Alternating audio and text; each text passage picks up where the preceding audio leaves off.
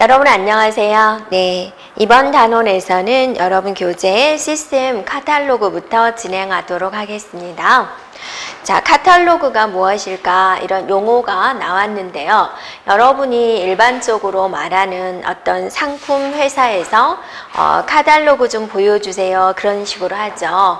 그래서 카탈로그다라는 것은 여러 가지 정보가 포함된 것을 말을 하고 있습니다.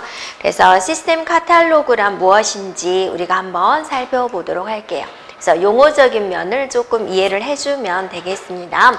그래서 이거는 DBMS, 데이터베이스 관리자가 스스로 생성하고 유지하는 데이터베이스 내의 특별한 집합제다, 테이블의 집합제다 라고 이제 우리가 정의를 내려볼 수가 있고, 또 시스템이 필요로 하는 모든 데이터 개체들에 대한 정의, 명세에 대한 정보를 수록한 시스템 테이블이다. 그러니까 결론은 뭐예요? 어떤 정보를 가지고 있는 것이다 라는 거죠. 네. 그 다음에 시스템에 필요한 모든 개체들에 대한 이제 정보를 가지고 있는 시스템 데이터베이스다 라는 겁니다. 네. 그리고 이제 이거 개체에 대한 모든 개체에 대한 정보를 가지고 있다라고 그랬죠.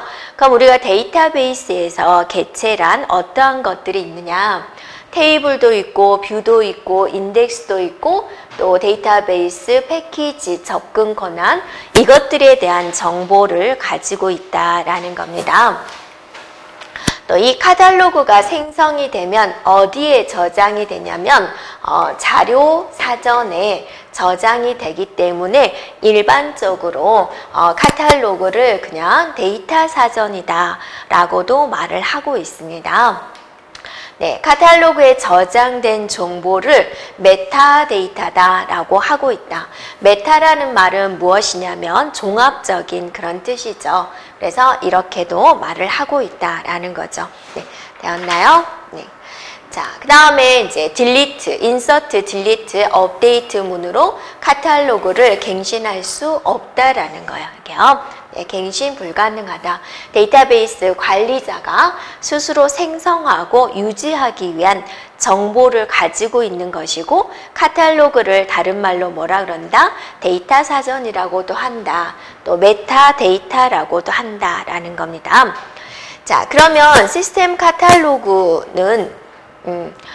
카탈로그는요, 테이블로 구성이 되어 있기 때문에 일반 사용자도 그 SQL에서 검색하다라는 명령어가 뭐였냐면 select였죠. 그 select 문을 통해서 검색해 볼 수 있다라는 거죠. 그러니까 검색만 할 수 있는 거지 그 내용을 삽입한다든지 삭제하든지 업데이트한다든지 이런 거는 할 수 없다라는 겁니다. 일반 사용자가.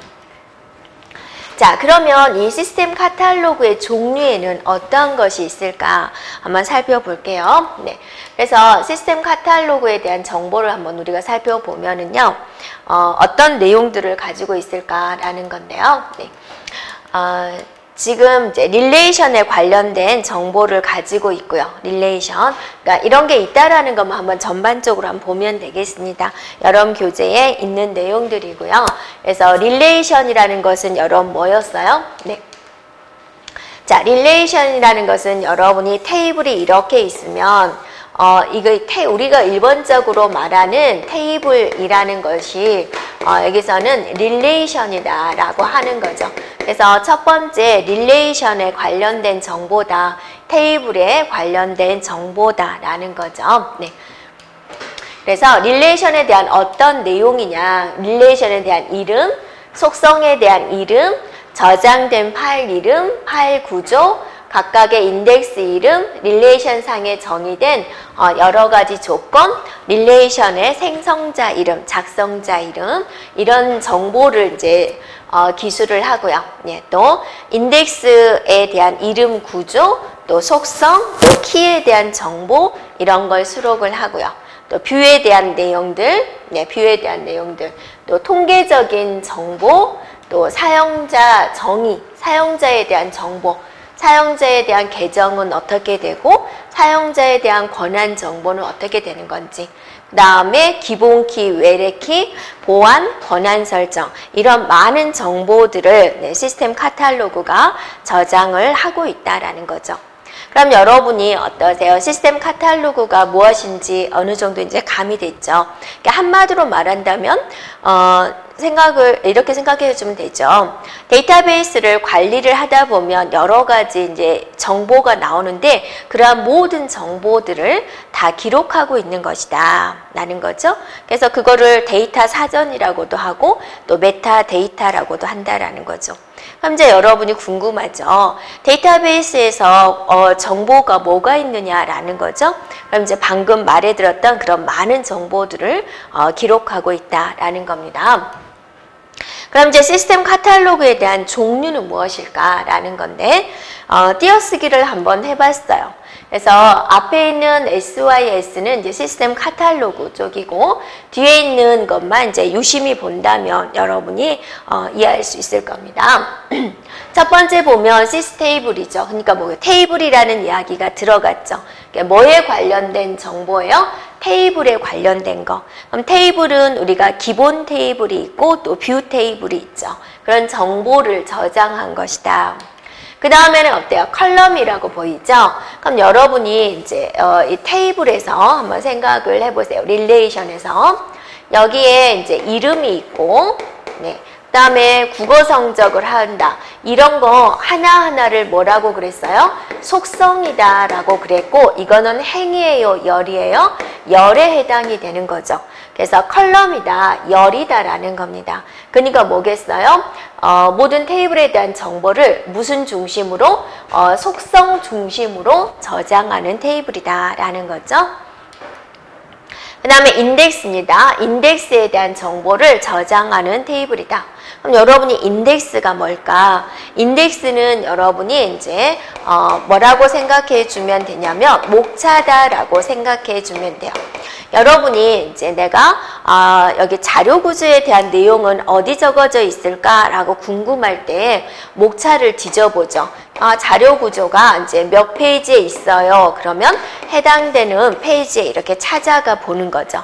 그런 게 인덱스에 대한 개념이 되겠습니다. 그래서 sys 인덱스 그러면 인덱스에 대한 정보를 저장하는 테이블이다.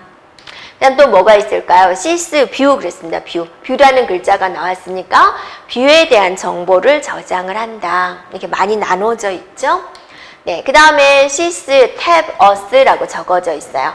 자, 이거는 테이블, 그 다음에 us는 승인 이런 뜻입니다. 그래서 이 테이블에 대한 여러 가지 권한사항을 저장하는 테이블이에요. 그러니까 테이블은 여러분이 굉장히 많은 정보들이 있죠. 여러분에 대한 정보를 가지고 테이블을 만들어 본다. 그러면 이름, 주민번호, 전화번호, 주소 많이 있잖아요.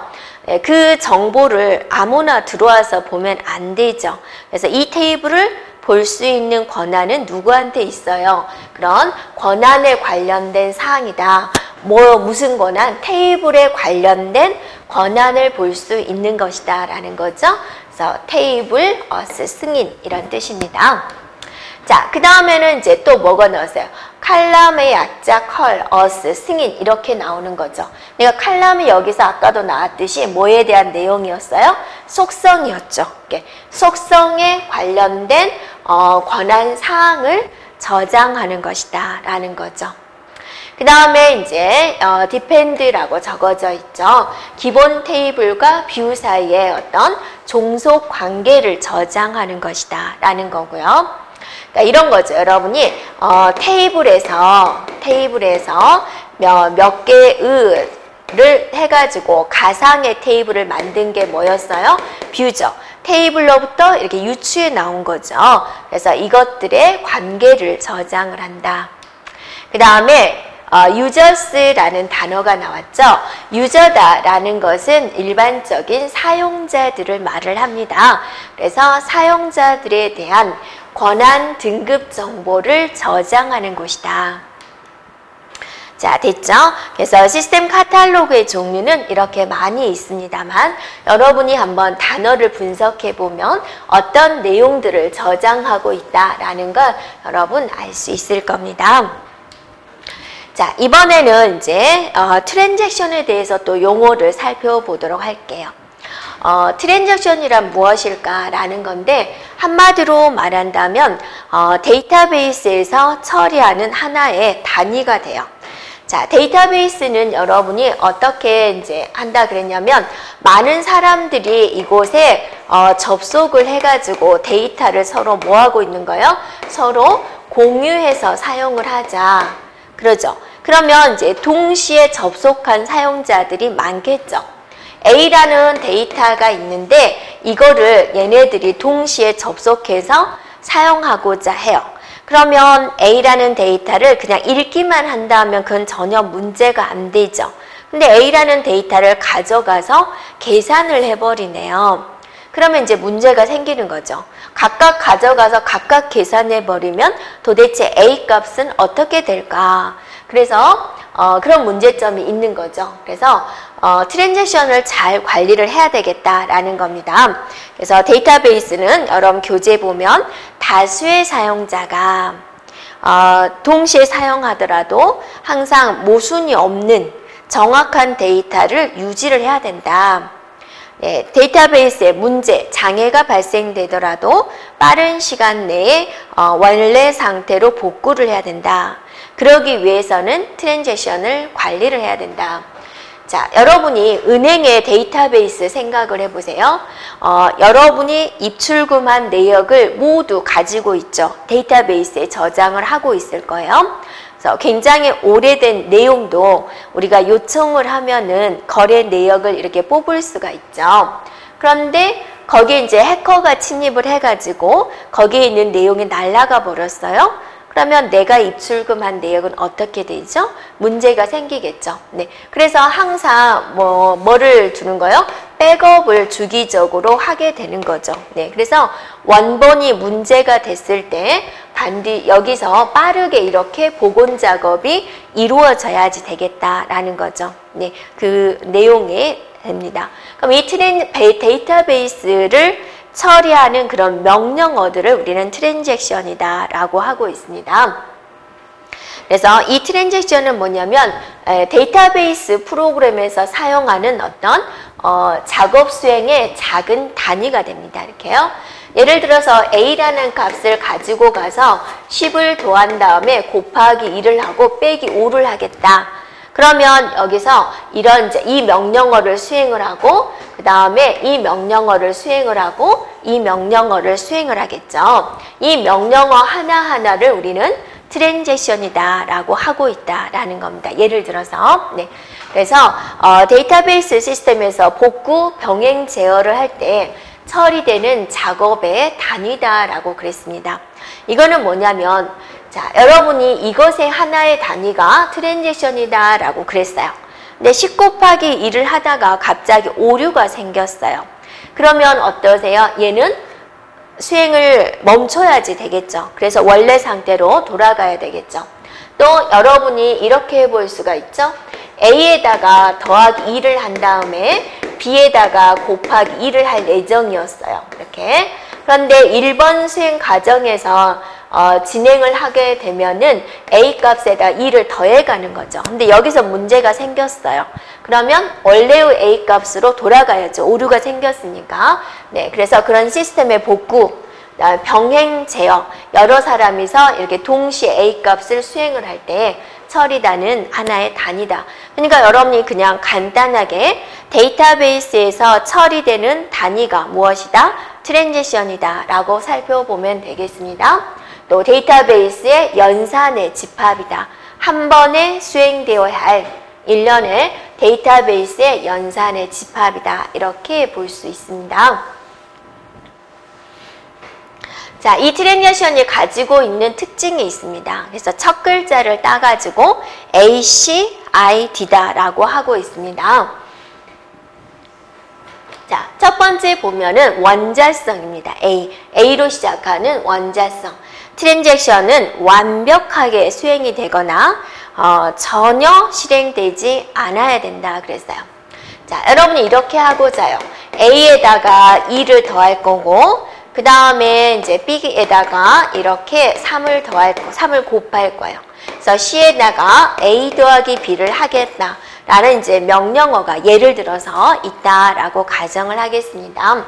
자, A의 초기치가 10이고 B의 초기치, C의 초기치가 이제 0이었다. 이렇게 가정을 했을 때 A에다가 2를 더해서 A를 넣었어요. 그럼 이제 여기가 12가 됐어. 12가 될 예정이었죠.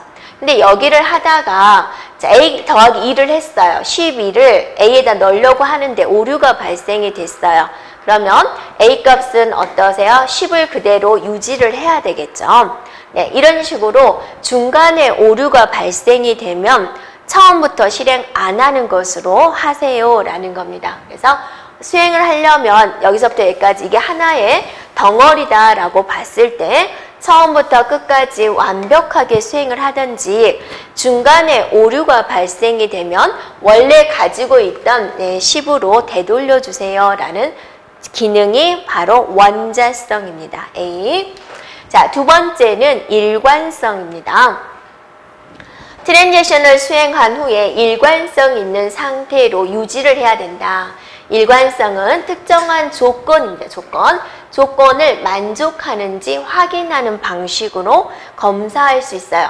그러니까 일관성을 유지해야 된다. 여러분이 이랬다 저랬다 하는 사람을 뭐라고 그래요? 아, 일관성이 없어. 그렇게 이야기를 하죠.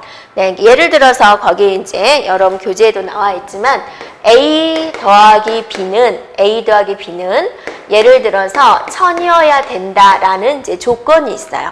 그래서 수행을 하다가 A가 2고 B가 998이 됐어요. 그럼 이 조건에 만족을 하죠. 어찌 수행을 하다가 명령어를 수행을 하다가 이렇게 됐다라는 거죠. 그럼 이거는 일관성이 유지되고 있는 건가요?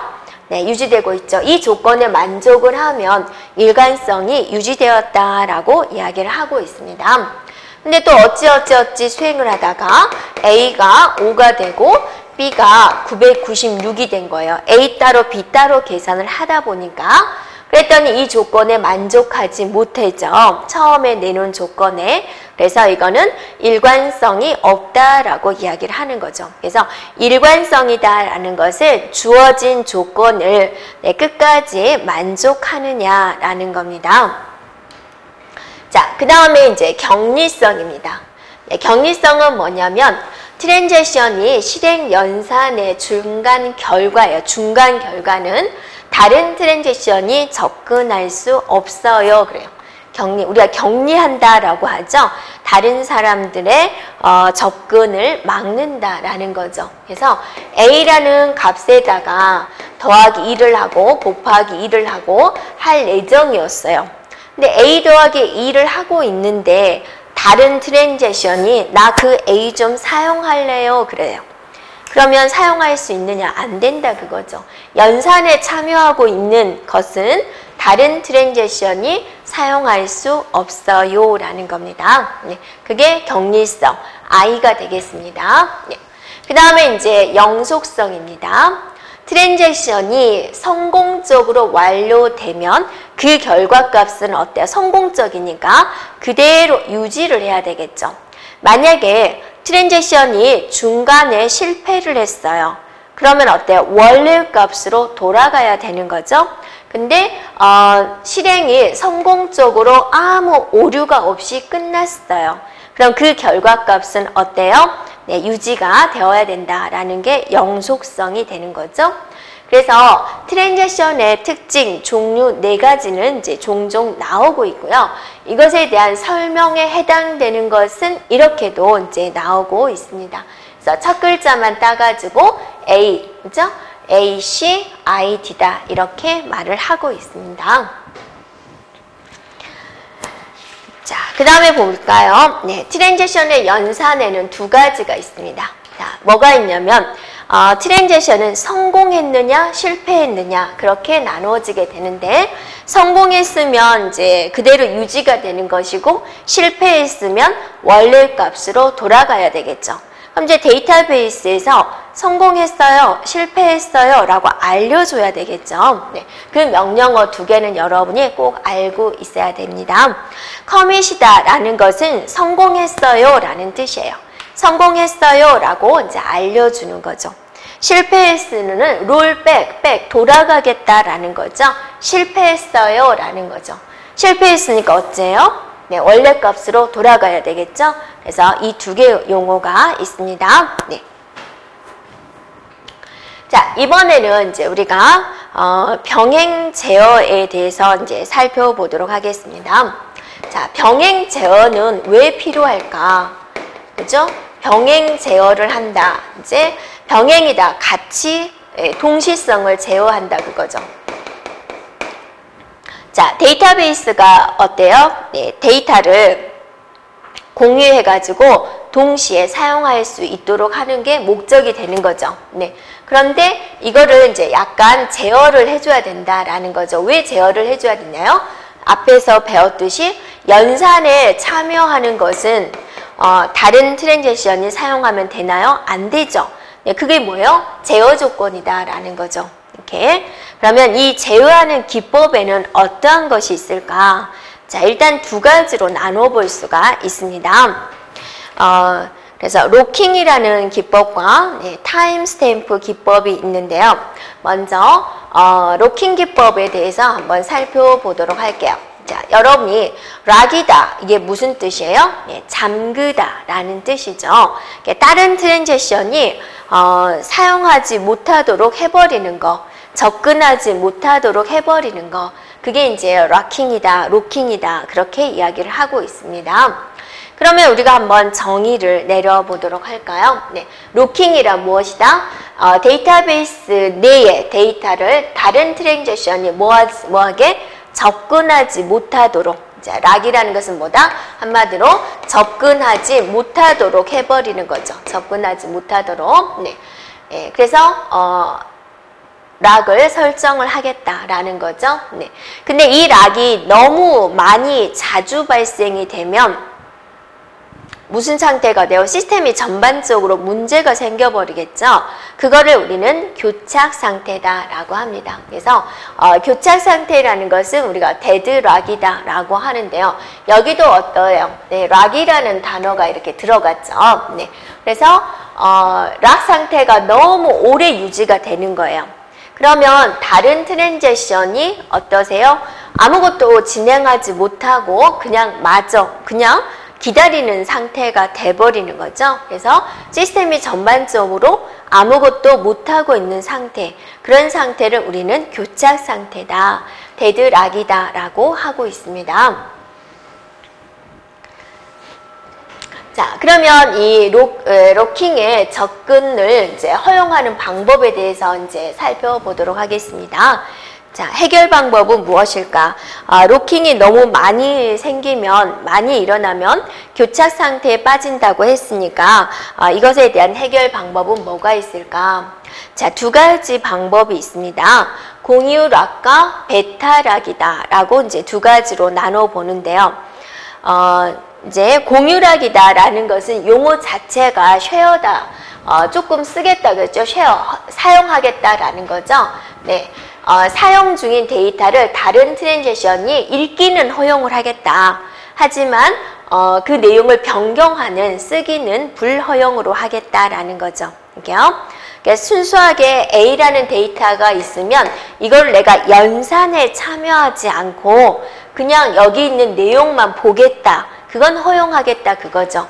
그런데 그 내용을 변경을 하는, 쓰기는 허용하지 않겠다. 이게 공유락이다 라는 거고요. 그 다음에 이제 베타락이라고 있습니다. 베타락이다 라는 것은 사용 중인 데이터는 모두 읽기도 안 돼요, 쓰기도 안 돼요. 이렇게 하는 경우가 있다라는 겁니다. 이거는 이제 우리가 베타락이라는 용어를 사용합니다. 그래서 용어적인 면을 한번 살펴보고요. 그러면 이제 로킹의 단위가 있는데 여러분 이제 이렇게 저걸 이제 잘 생각해 보세요. 자, 이게 이제 테이블이다, 릴레이션이다 라고 있습니다. 릴레이션.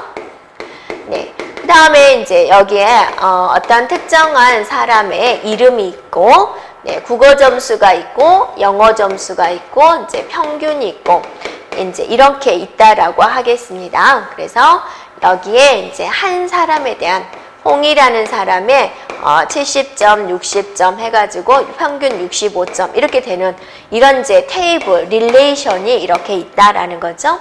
자, 여러분이 이거 하나하나는 뭐라 그랬어요? 속성이다 라고 그랬죠. 네, 이거 하나하나는 뭐에 해당된 내용이죠? 네, 행에 대한 내용, 튜플이다 라는 이제 용어가 있었죠. 네, 락을 거는데 어떻게 락을 걸 거냐? 만약에 릴레이션에다가 락을 걸어버리면 어때요? 이 테이블은 아무도 할 수가 없죠. 이 테이블에다가 베타락을 걸어버린다? 그럼 아무도 이 테이블은 읽기도 안 되죠? 쓰기도 안 돼 버리게 되는 거죠. 그런데 이 홍이라는 사람 한 사람에 대해서만 락을 걸었어요. 그러면 다른 사람들의 내용은 어때요? 볼 수가 있겠군요. 이렇게 되는 거죠. 그래서 이런 게 로킹의 단위예요. 이렇게 전체에다 걸 거냐, 한두 명에다 걸 거냐 이런 겁니다. 네. 그래서 테이블이다, 속성이다, 튜플이다 이런 단위로 락을 설정할 수가 있어요 라는 거죠. 네. 자, 그 다음에 단위가 크면 많은 양의 락이 생겨버리는 거죠. 네. 단위가 크면 락을 설정한 가지수는 적어진다라는 겁니다. 그래서 락의 개수만 따져보세요. 이게 뭐냐면 락의 개수. 내가 만약에 릴레이션을 내가 통째로 락을 걸어버렸다. 그러면 락은 몇 가지가 걸어진 거예요? 한 가지가 걸어진 거죠. 그런데 이제 내가 홍이 있고 김이 있고 이가 있어요. 이걸 각각 걸었다라고 생각을 해보세요. 홍에다 락을 걸었어요. 김에다 락을 걸었어요. 이에다 락을 걸었어요. 로킹의 단위가 작아지면 그 가지수는 어떠세요? 많아지게 되는 거죠. 네, 그렇게 이해를 해주면 되겠습니다. 자, 단위가 크면 병행성 수준은 낮아진다.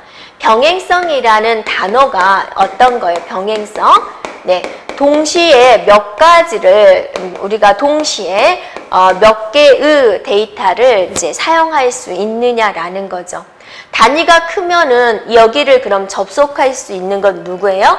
아무도 없어버리게 되는 거죠. 데이터베이스의 목적이 우리가 동시에 병행을 하자라는 게 목적인데 이 통째로 락을 걸어버리니까 누군가가 여기에 접속을 해서 데이터를 가져갈 수가 없어져 버리는 거죠. 그래서 병행성 수준이 낮아지군요. 이렇게 볼 수가 있습니다. 네, 단위가 작아지면 락의 개수는 많아지게 되는 거죠. 네, 오버헤드가 커진다. 자, 오버헤드다라는 이제 용어는 뭐냐면 어떤 일을 처리할 때 걸리는 시간을 말을 하게 됩니다. 네, 그래서 오버헤드는 커지겠다. 일을 처리하는데 시간은 많이 걸리게 되지만 병행성 수준은 높아진다라는 거죠. 그러니까 단위가 컸을 때하고 비교해 주면 돼요. 여기서 락이 커지면, 락의 단위가 커지면은 이 테이블을 아무도 접근할 수 없으니까 병행을 못하는 거죠. 동시성을 못하는 거죠.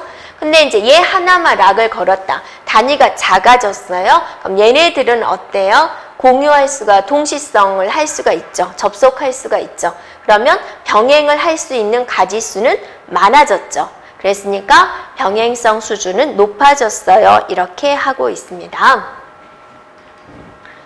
네, 그 다음에 이제 기법 중에서 2단계 로킹 기법이다라는 게 있는데요. 이거는 또 용어상으로 이제 우리가 어떤 기법이냐면 2단계를 거쳐요. 이렇게요. 그래서 모든 데이터에 락을 설정을 하고 완료가 되면 락을 해지를 하겠죠. 그러니까 락을 설정하는 단계, 락을 해지하는 단계가 있겠죠. 그래서 설정한다, 해지한다. 그거를 이제 2단계 락이다라고 하고 있습니다.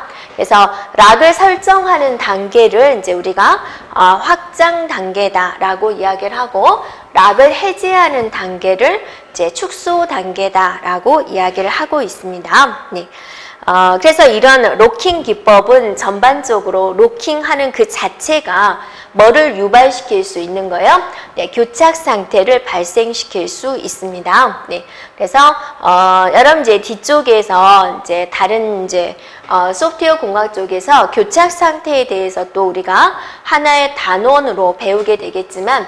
교착 상태를 예방할 수 있고 교착 상태가 일어날까라고 탐지할 수 있습니다. 그런 걸로써 이 로킹 기법을 어느 정도는 예방할 수 있어요. 로킹이 좋을 수도 있고 또 안 좋을 수도 있는데 적당히 사용하면 좋지만 너무 남발을 하게 되면 이렇게 시스템이 전반적으로 교착 상태가 일어난다라는 거죠. 그 교착 상태를 예방을 하기 위해서 이런 또 프로그램이 별도로 있다라는 겁니다. 자, 그 다음에 이제 타임 스탬프는 무엇일까? 그러니까 우리가 병행성, 네, 병행성. 동시에 여러 데이터를 사용을 하자. 그럼 이제 문제가 발생할 수 있으니까 제어를 하자. 그게 이제 병행성 제어인데 동시에 사용하는 것을 제어하는 방법은 남들이 내가 사용하고 있는 것을 남들이 사용하지 못하게 하겠다. 로킹이라는 기법이 있고 그 다음에는 이제 타임 스탬프 기법이 있다라는 거죠. 타임 스탬프. 타임 스탬프는 이제 어때요? 타임이라는 어때요? 시간이라는 개념이 들어갔는데요. 이 타임 스탬프는 또 어떤 개념일까 한번 살펴보도록 하겠습니다. 병행 제어하는 기법 중에 하나다라는 거죠. 얘는 시간을 분배를 해요. 그래서 데이터에 접근할 시간을 미리 지정을 해줍니다. 그래서 그 시간의 순서에 따라서 데이터에 접근을 하는 거죠. 네. 그래서 시간을 할당을 해주는 그런 기법이 되겠습니다. 그래서 이렇게 시간에 따라서 하기 때문에 예측을 할 수 있죠. 이 다음에는 내가 저 데이터를 써야 될 거야. 나는 몇 번째니까 몇 시간 후에 저 데이터를 사용할 수 있어. 그런 개념이 되기 때문에 교착 상태는 발생하지 않는다라는 겁니다. 그 다음에 이제 이런 병행 제어를 하지 않았을 경우에 어떤 문제점이 생길까? 여러분이 이제 자기 이제 식구 가족이 6명이 있는데 가방이 하나 있는데 서로 가방을 동시에 어느 날 사용하고자 해요. 그러면 누군가 이제 여기서 제어를 해줘야죠. 오늘은 너가 가방 들고 내일은 너가 들고 이렇게 하면 좋을 텐데 서로 동시에 한 날 그 가방을 사겠다라는 걸 쓰겠다라는 거예요. 그러면 어떠세요? 좀 싸움이 일어나겠죠. 그 싸움을 안 일어나게 하려면 제어를 해줘야죠. 어머님이 나서서 적정한 제어를 해줘야 되겠죠. 네. 그렇듯이 이런 병행 제어를 해줘야 된다라는 거죠. 근데 그런 제어를 하지 않으면 시스템에 굉장히 큰 문제가 생길 수 있겠군요. 라는 겁니다. 자, 첫 번째는 갱신 분실입니다. 연산의 일부가 없어지는 현상이 일어날 것이다.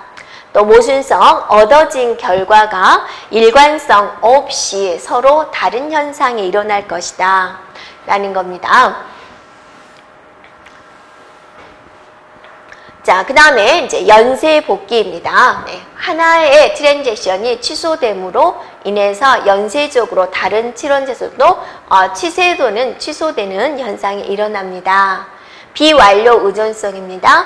하나의 트랜잭션 수행이 실패한 후 회복되기 이전에 회복도 안 됐는데 다른 트랜잭션이 실패한 갱신 결과를 참조해 버릴 것이다 라는 것을 예측을 할 수 있다라는 거죠. 이런 현상이 일어날 수 있기 때문에 병행을 하는 제어를 해줘야 된다. 병행 제어를 해줘야 된다 그거죠. 결론은 뭐예요?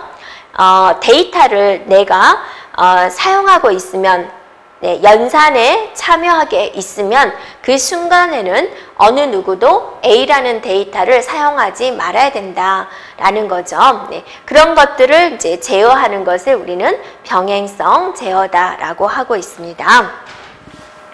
자, 그 다음에 이제 용어상으로 이제 뭐가 나오냐면 분산 데이터베이스가 나오는데요.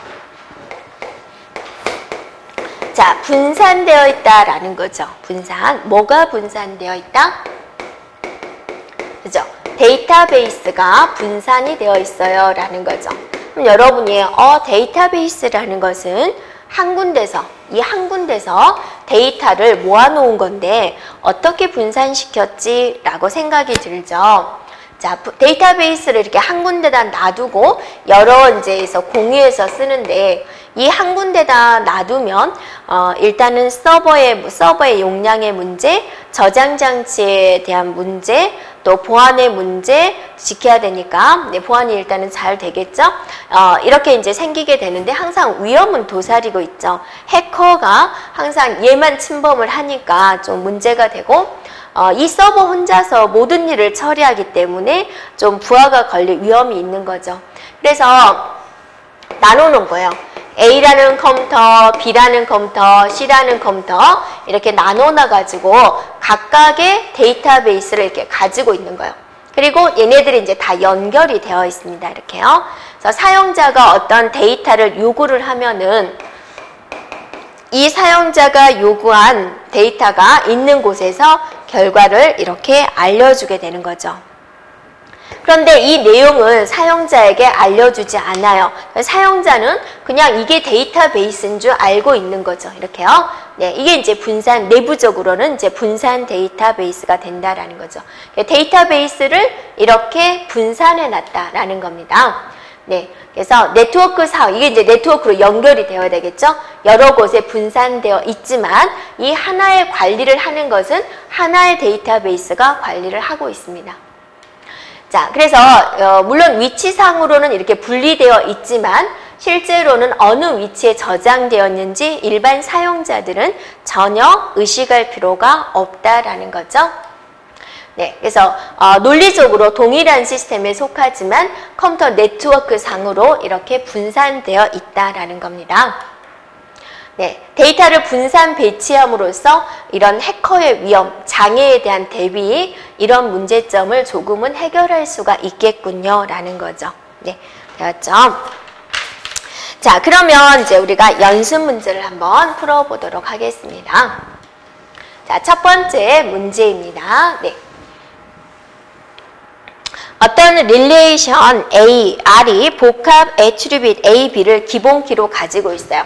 자, 여러분 여기서 핵심은 기본키가 하나인가요?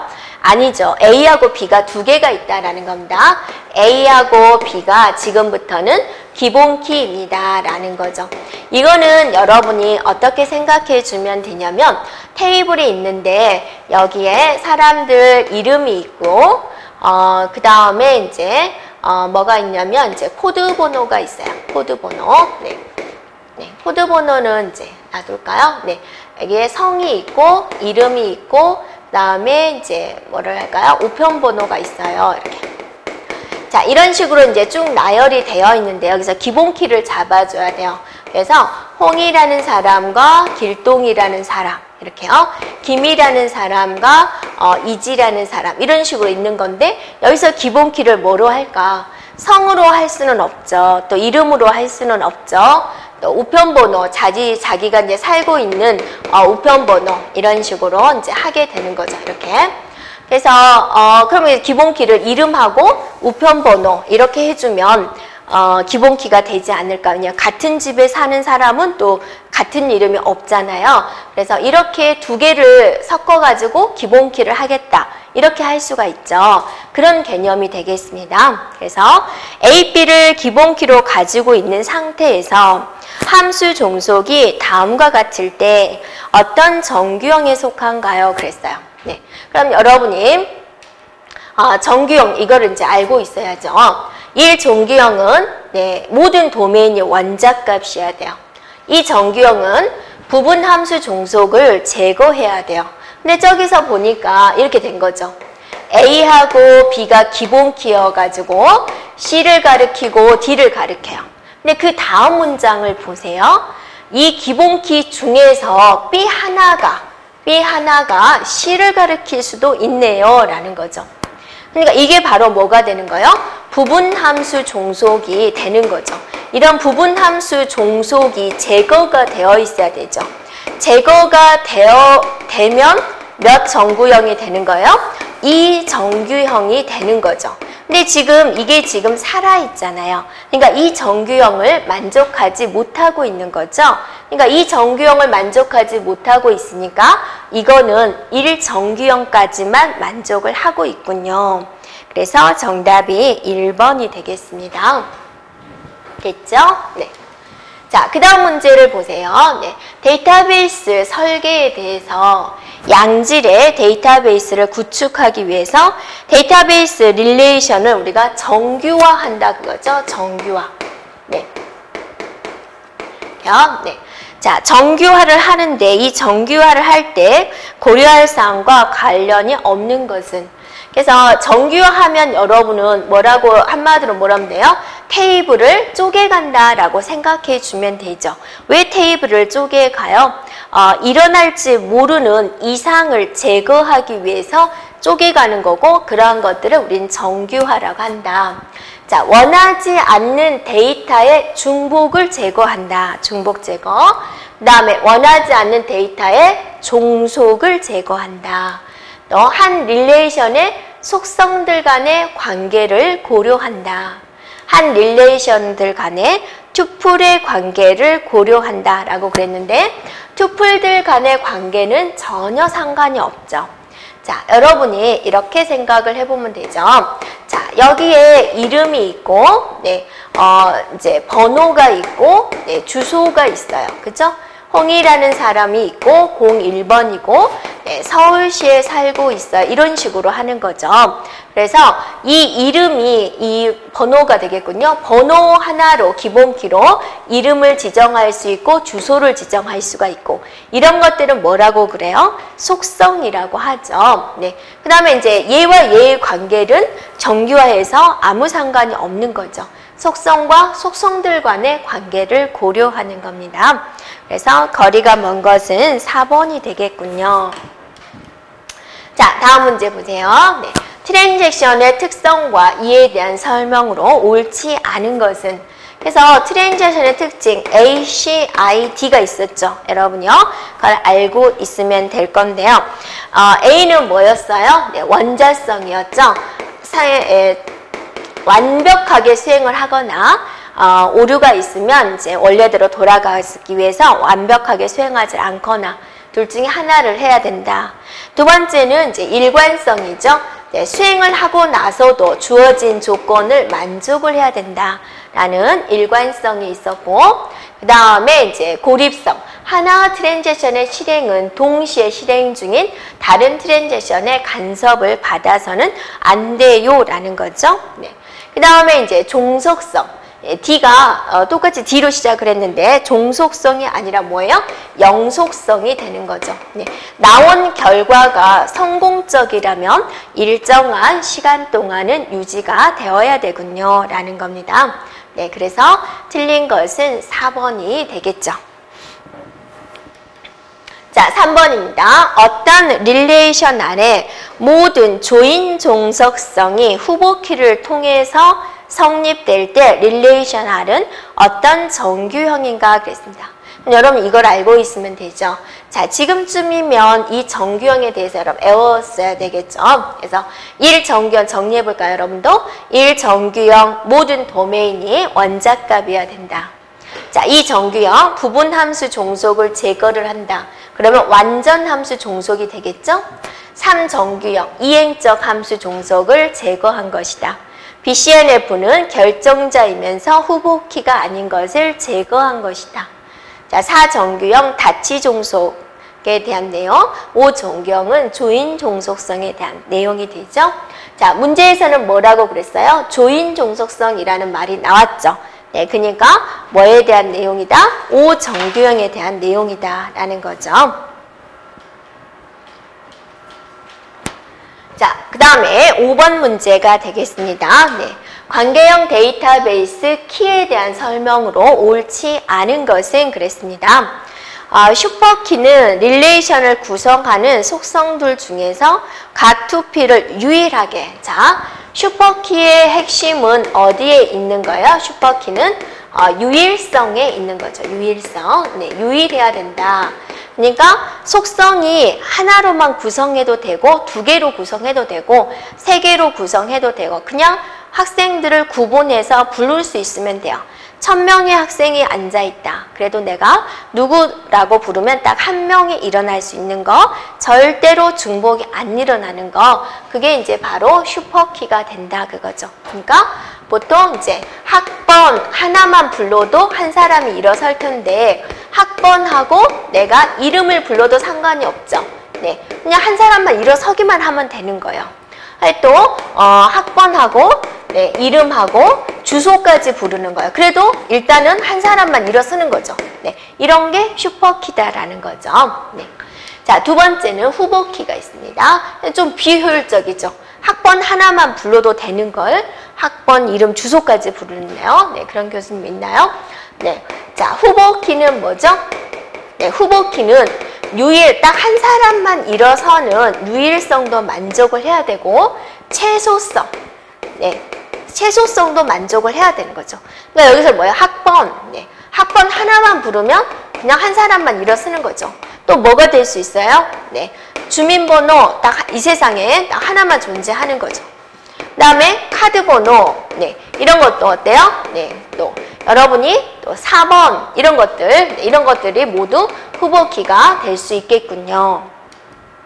자, 기본키는 후보키 중에서 투표를 식별하는 기준으로 선택된 특별한 키. 그러니까 이 중에서 하나만 고르세요 라고 했다면 나는 예를 들면 4번을 고르겠다. 그러면 이게 유일하게 네, 선택된 기본키가 된다 그거죠. 네. 자, 나머지는 뭐라고 그래? 기본키로 선택되지 않은 이 나머지를 무슨 키라고 그래요? 대체키다라고 하는 거죠. 대체키. 네. 그래서 4번이 되겠군요. 자, 다음 문제 볼까요? 네, 6번 문제입니다. 관계형 데이터베이스에서 외래키와 참조 무결성에 대한 설명으로 옳은 것을 고르세요. 그럼 여러분이 이제 외래키에 대한 개념을 알고 있어야 되는데요. 외래키는 기본키가 될 수 없다 그랬어요. 자, 맞아요? 틀려요? 자, 외래키란 뭐였어요? A라는 이제 테이블이 있어요. 그렇죠? 그 다음에 B라는 테이블이 있어요. 서로 연결이 되기 위해서는 이제 외래키가 필요한 거죠. 그래서 예를 들어서 여기에 네, 학번이 있고요. 네, 이름이 있고요. 그 다음에 여기가 이제 학과명이 있어요. 학과 코드, 학과 코드라고 합시다. 네, 이게 되어 있어요. B 테이블에는 자, 뭐가 있냐면 학과 코드가 있고 이 학과는 무슨 과다? 학과명이 있습니다. 네, 그래서 이 테이블과 이 테이블이 있어요. 그럼 연결을 어떻게 해요? 이렇게 연결을 해줄 수가 있다라는 거죠. 그럴 때 얘를 뭐라고 그러냐면 외래키라고 하는 거고 B 테이블에서는 학과 코드가 반드시 무슨 키로 되어 있어야 돼요? 기본 키로 되어 있어야 되죠. 이 외래키는 기본 키도 할 수 있어요. 예, 기본 키도 할 수 있고 다른 키가 되어도 상관이 없고 이렇게요.